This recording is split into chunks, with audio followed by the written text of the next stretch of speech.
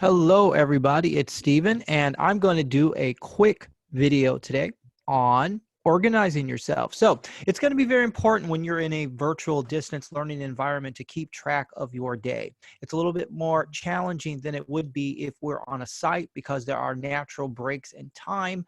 But when you are working from home in a distance environment, it's difficult to keep track of the day. The day can get away from you. The day can get slower or longer. You could interrupt yourselves. There are a whole lot of things that could go wrong where you may not feel as successful. So structure and consistency, which is important for our students, is also important for you in a distant learning environment. So first thing I want to share with you is an organizational system. Get one. Okay, I'm not going to tell you which one to get or mandate a certain organizational system, but find one that works for you. Now, I'm going to share with you what works for me. I use what is called a 1-3-5 system.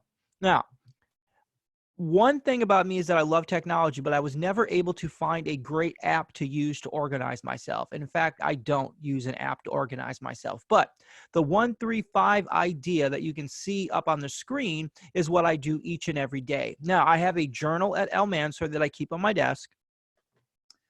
And each morning I write in it, and it looks like this because I keep separate journals. I keep one journal for my home and one journal for my work, so I can keep both of them separate.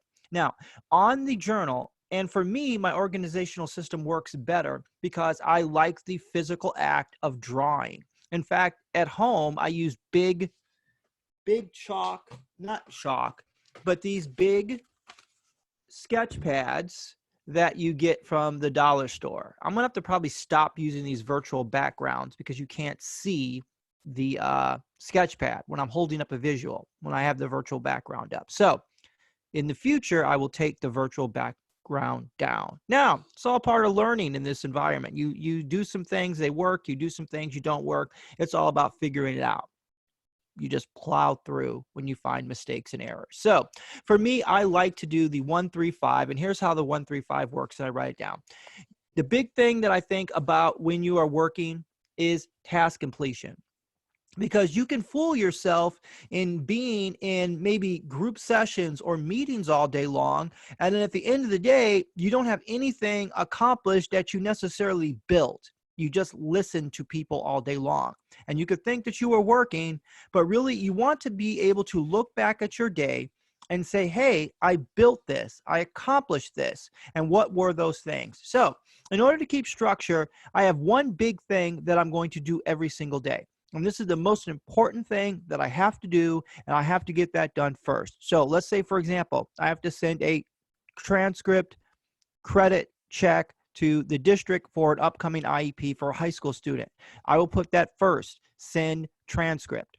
Then I have 3 medium things. Now, those 3 medium things are things that aren't as important as the one big thing, but they are equally up there on my to-do list. So I schedule those 3 medium things in, and then down at the bottom are the 5 things that are smaller things.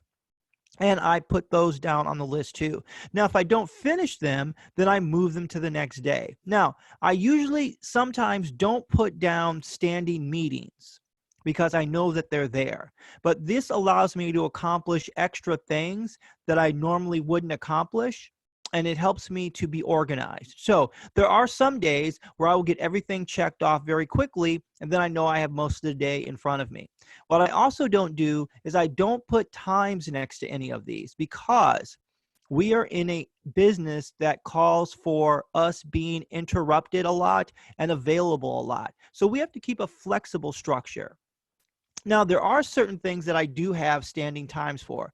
Those are IEPs. Those are times to check in with teachers. Those are standing meetings. But anything else, I have to have the ability to allow myself to be interrupted. So get an organizational system. 1-3-5 is one that I use, and that helps me get organized. The next thing I like to do is it's called the Pomodoro Method. That is a method of organizing yourself where you work on a task for between 25 to 45 minutes at a time, and then you take a 15-minute break. This is where I do my best work. I'll set a timer for 25 minutes. I will work for 25 minutes. At the end of the 25 minutes, I will stop. I will take a break for 5 minutes, and then I'll get back to work. There are a lot of apps. If you type in Pomodoro Method, you'll find a ton of apps like that.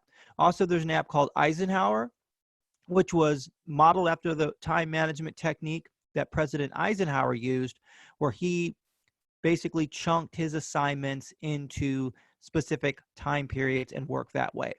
In addition, to keep yourself healthy, there's an app on your Apple Watch, or you can download on your phone, called Stand. If you download Stand and you put a timer in it, it will prompt you to stand up certain times during the day. That way you don't sit and then there's unhealthy things about sitting. So it will prompt you to get up and walk around, because what could end up happening is when you're working from home and you're on your computer, you can have the tendency to sit, and then sitting all day is not healthy. So the app Stand will get you up and get you moving around your house. Okay, so keep those things in mind. Get yourself a time management system. Very important. Find something that is comfortable for you and use it each and every day. Structure and consistency will help you feel successful. That's how you overcome the overwhelming feeling. Now, next, dealing with emails and text. This is another thing that I think you need to get a system for. Now, I would consider that email and text are a form of customer service for me. And when I used to work at other schools, other institutions, there was a standing policy that you had to respond to every email within 24 hours. Now, for me, since I took it as a point of customer service, I answered emails as quickly as I could, because I wanted to send a signal to the families that I cared about them, that they were on my mind constantly. So I answer emails quickly because I want people to feel like they're special, like I have their time, and like I'm going to get back to them. It also makes it easier down the road if there's a difficult situation, because they can trust you and they know you're going to get back to you. One thing you hear from families is, oh, this person's not getting back to me. Oh, this person's not getting back to me. Just get back to somebody. You set up your time on how to do it. Some people have schedules where they only answer emails in the morning and then they answer emails at night. If that works for you, go for it. For me, I like to answer emails as I get them. That's kind of not it's a controversial view in the time management world. It's not something that people recommend, but it works for me. And that's sort of how I like to work anyway. I tend to choose people over paper. So even in my office, if a student comes in, I will stop what I'm doing and I will immediately help them. If a teacher comes into my office, I will immediately help them. I allow myself to be interrupted because I believe that that's what I'm supposed to do.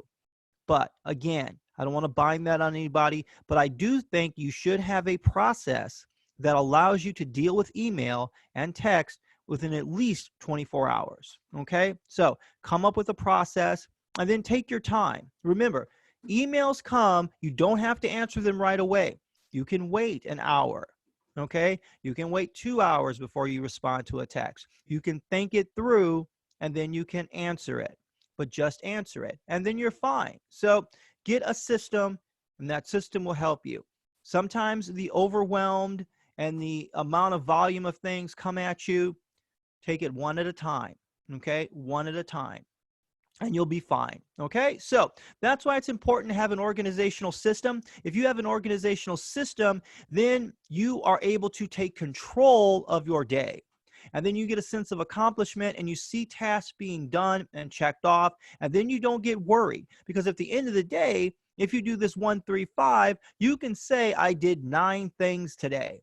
And these are the 9 things that I did. And I'm thankful that I did those 9 things. And then you walk away at 5 o'clock and go, wow, I accomplished everything. And then you don't feel as overwhelmed. You don't feel behind. And you're going to come in the next day knowing what is next on your list to do. So this is Steve with my short little update for today, organizational systems. Get one, and it will help you to sort of minimize and mitigate the feelings of being overwhelmed. It will help you take control of your day, and I think you will be much happier because of it. All right, that's it for today. See you tomorrow. Bye-bye.